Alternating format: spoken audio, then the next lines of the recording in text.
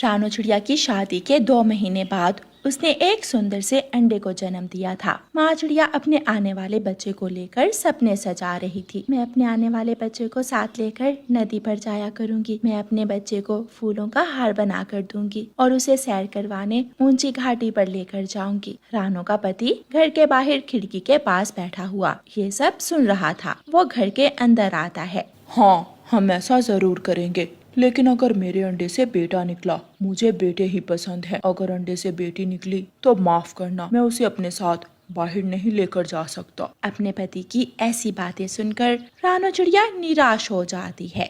ऐसे ही 20 दिन गुजर जाते हैं और फिर एक शाम रानो चिड़िया को अपने अंडे में चूं चूं की आवाज सुनाई देती है। अंडे के पापा, कहाँ हैं आप? जल्दी आए। मम्मा चिड़िया खुशी खुशी अपने पति को आवाज देती है। वो रसोई में जाती है, लेकिन उसका पति तो बाहर था।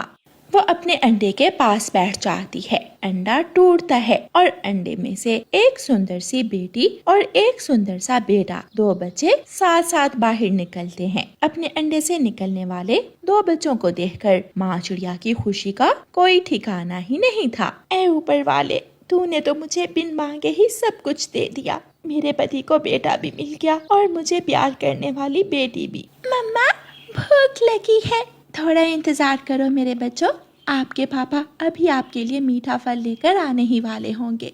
पापा चिड़िया बहुत जल्दी में था। वो उड़ता हुआ जा रहा था कि रास्ते में गौरी कौवी उसे रोक लेती है। भाई जी, याद है ना मेरी बात? अगर अंडे से बेटी निकली तो उसे पहले ही दिन पहाड़ों पर छोड़ आना। अगर माँ बेटी में प्यार पड़ गया तो मुश्किल हो जाएगा। चिंता ना करो गौरी बहन, मुझे सब पता है, मुझे क्या करना है।